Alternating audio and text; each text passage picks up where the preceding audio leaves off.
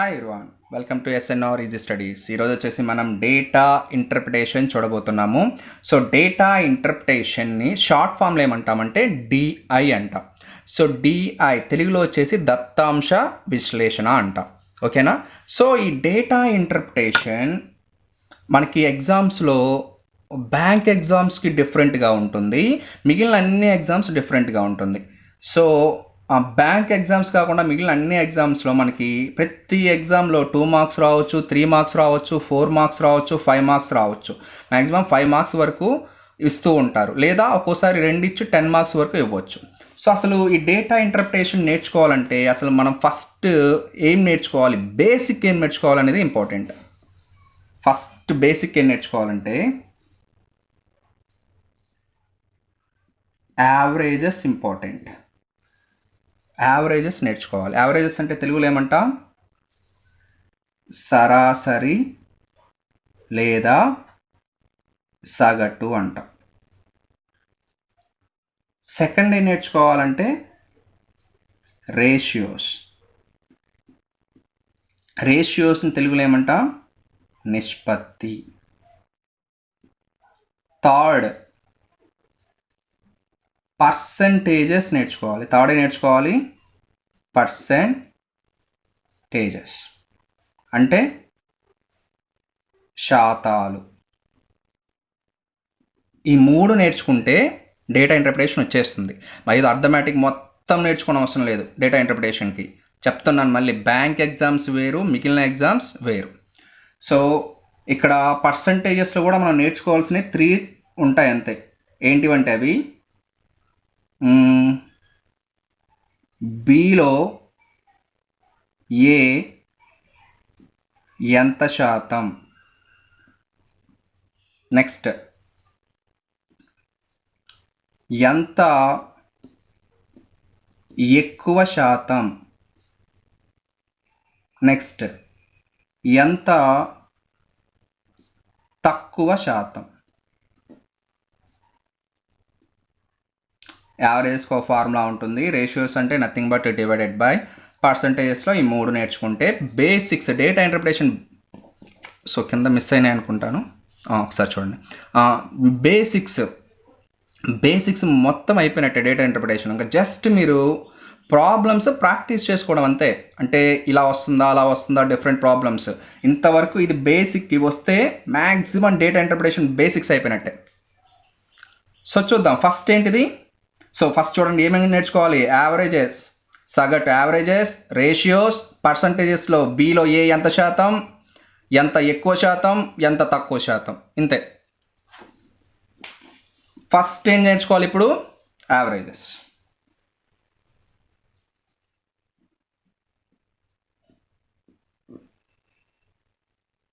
అంటే సగటు లేదా సరాసరి.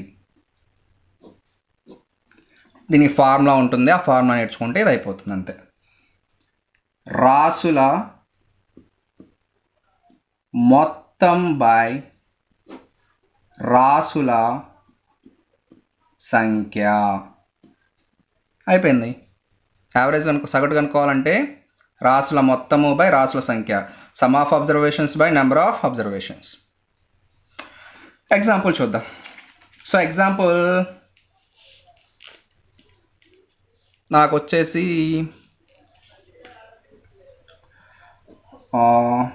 90, 110, 120, 130, 150 లా సగటు ఎంత.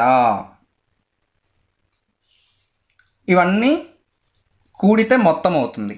ఇది ఒక్కొక్కటి రాసుల సంఖ్య. ఇది 1, ఇది 2, ఇది 3, ఇది 4, ఇది 5. ఇవి వచ్చేసి మొత్తం మనం రాసుల మొత్తం, ఈ మొత్తం కూడి బై వీటి సంఖ్య వేసుకోవాలి. మొత్తం రాసుల మొత్తం 90 plus 110 plus 120 plus 130 plus 150 by 1 2 3 4 5 అని వేసుకోవాలి. ఇది మొత్తం ఎంత అవుతుంది, 100 200 300 400 490 500 520 550 600 అవుతుంది. 600 by 5, 5 ones 5 12s 120. సో దీని యొక్క సగటు ఎంత అయింది? 120 అయింది. సో ఇలా మిగతా ఇప్పుడు ఏదైనా సరే ఇంకా అన్నిటికీ సగటు అంటే ఇంత వేసుకోవాలి. ఇప్పుడు జస్ట్ చూడండి 30, 20, 40 దీని సగటు ఎంత అంటాడు? సమ్ ఆఫ్ అబ్జర్వేషన్స్ రాసుల మొత్తము బై రాసుల సంఖ్య. మొత్తం ఎంత? 30, 20, 50, 40, 90. ఎన్ని ఉన్నాయి? 3 ఉన్నాయి. సో 3 ఒకట్లు 3 30. సగటు ఎంత అవుతుంది? 30. సో ఇవి యావరేజెస్. ఇంతే, ఇది చాలు. మనం డేటా ఇంటర్ప్రిటేషన్కి ఈ ఫార్ములా ఒక్కటి చాలు. యావరేజెస్ అంటే సగటు కనుక్కోవాలంటే రాసుల మొత్తము బై రాసుల సంఖ్య. సగటు కనుక్కోవాలంటే రాసుల మొత్తము బై రాసుల సంఖ్య. సగటు రాసుల మొత్తం బై రాసుల సంఖ్య. నెక్స్ట్ ఏంటిది? రేషియో అంటే నిష్పత్తి కనుక్కోవాలి. రేషియో అంటే నిష్పత్తి.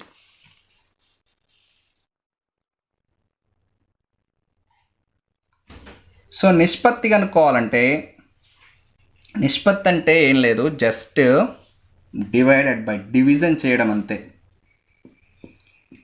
అంటే ఎగ్జాంపుల్ నాకు ఇప్పుడు వచ్చేసి 90కి 30కి నిష్పత్తి కావాలి. 90:30 ఏమంటున్నాను? Nothing but division. 90/30 31 30 3/1 3/1 అప్పుడు ఏమవుతుంది? 3:1 అవుతుంది. 90/30 31 33 3/1 3:1. అలా కాకుండా మనం రేషియోస్లో ఏం చేస్తుంటామంటే ఇక్కడ 0 0 క్యాన్సిల్, 3 1s 3 3s 3:1.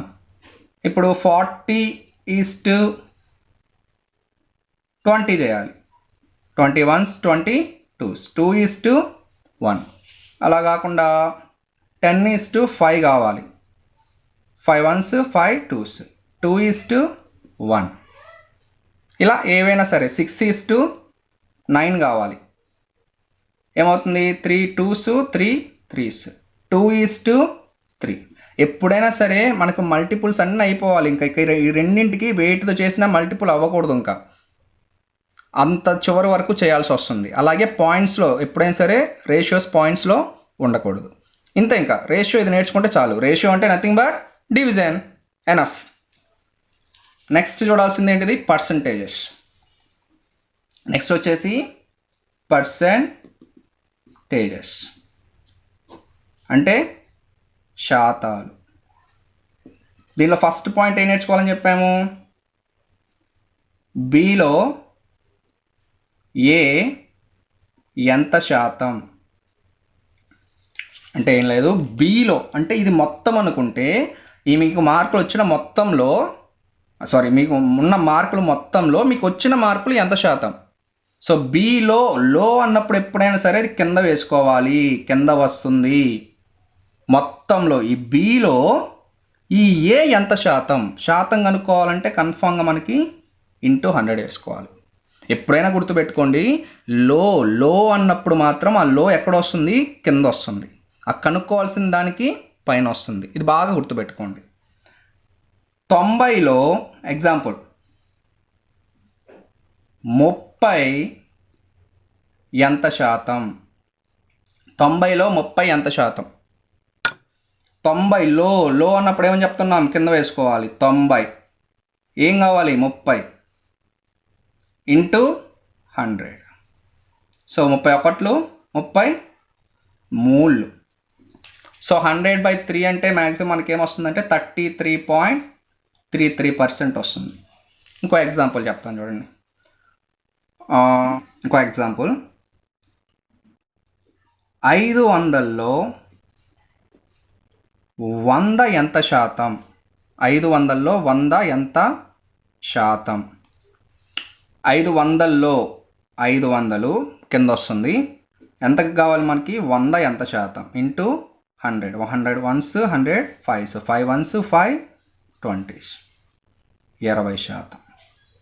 ఇది బాగా గుర్తుపెట్టుకోండి. లో అంటే కింద వస్తుంది, విలువ దేనికది కనుక్కోవాలి, అది పైన వస్తుంది.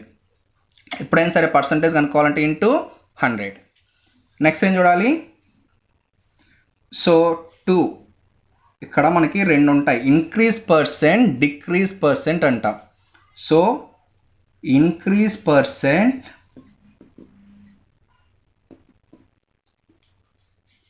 ఇంకోటి ఏంటిది డిక్రీజ్ పర్సెంట్. ఇంక్రీజ్ పర్సెంట్ ఏమనొచ్చు అంటే పెరిగిన శాతం,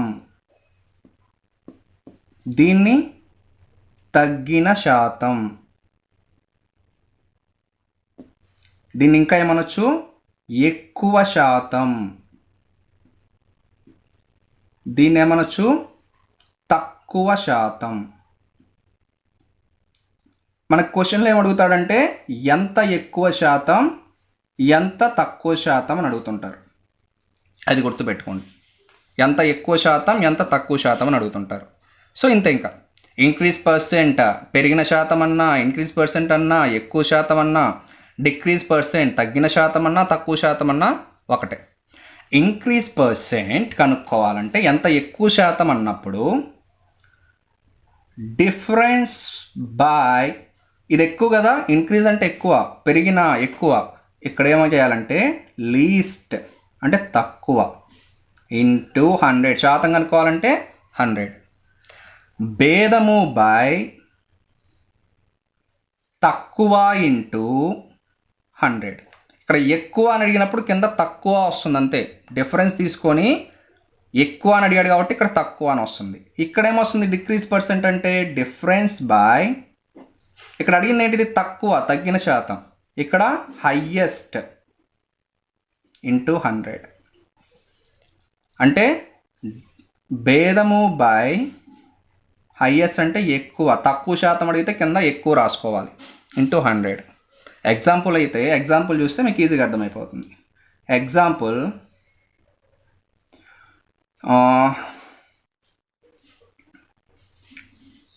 30 కంటే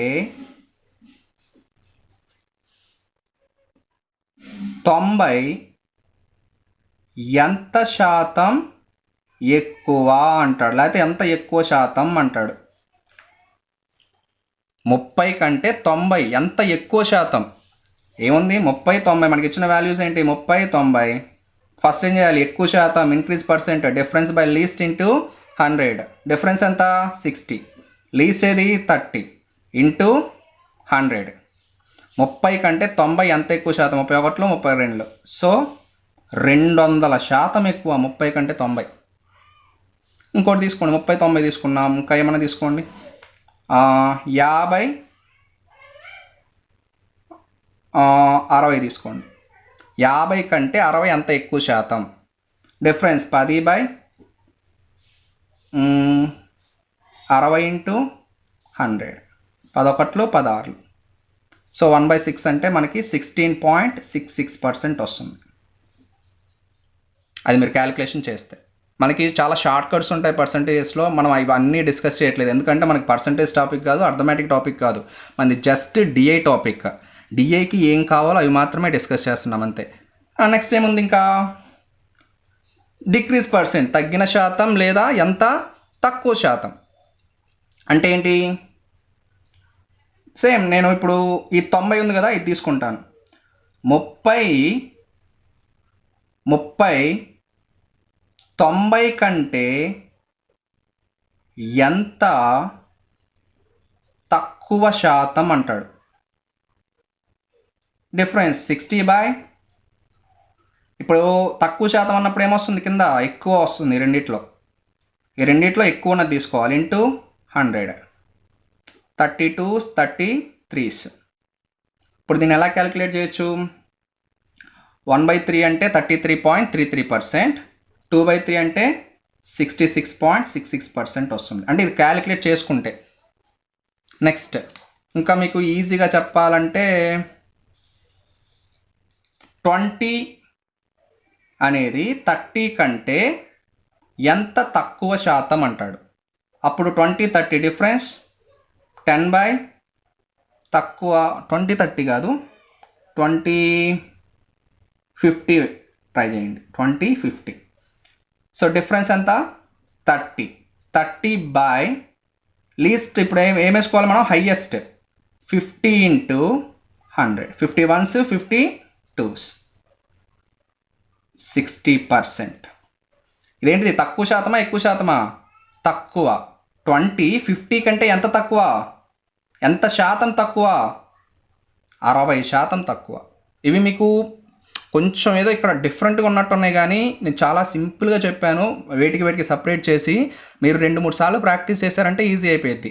మీకు జస్ట్ ఫార్ములాస్ చెప్తాను, అవి గుర్తుపెట్టుకుంటే చాలు. సో మొత్తం మనం ఏమేమి డిస్కస్ చేసాం ఇప్పుడు? ఇది గుర్తుపెట్టుకోండి. ఎక్కువ శాతం అంటే డిఫరెన్స్ బై లీస్ట్ ఇంటూ 100, తక్కువ శాతం అంటే difference by highest into 100. Enough. నేను అదంతా మీకు ఎక్స్ప్లెయిన్ చేశాను అంతే. మీరు గుర్తుపెట్టుకోవాల్సింది యావరేజెస్. యావరేజెస్ అంటే మీరేం గుర్తుపెట్టుకోవాలి? యావరేజ్ అనగానే ఏం గుర్తుకు రావాలి? రాసుల మొత్తం బై రాసుల సంఖ్య. మీరు గుర్తుపెట్టుకోవాల్సింది ఇంతే. రేషియోస్ అంటే నథింగ్ బట్ డివిజన్, క్యాన్సిల్ చేసుకోవడం వాటిని, అంతే. పర్సంటేజ్లో బీలో ఏ ఎంత శాతం అంటే A/B ఇంటూ 100. లో అన్నది దేంట్లో అయితే చూస్తామో అది కింద వస్తుంది, అంతే. ఎంత ఎక్కువ శాతం అంటే డిఫరెన్స్ బై ఎక్కువ అన్నప్పుడు least into 100, difference by least into 100. ఎంత తక్కువ శాతం అన్నప్పుడు డిఫరెన్స్ బై హైయెస్ట్ అంటే ఎక్కువ ఇంటూ 100. అంతే. ఇవి గుర్తుపెట్టుకుంటే అయిపోద్ది. ఇవి బేసిక్స్. అసలు డిఐలో ఏముంటాయి అన్నీ తర్వాత చూద్దాం నెక్స్ట్ క్లాస్లో. Thank you for watching. Please subscribe our channel for more videos.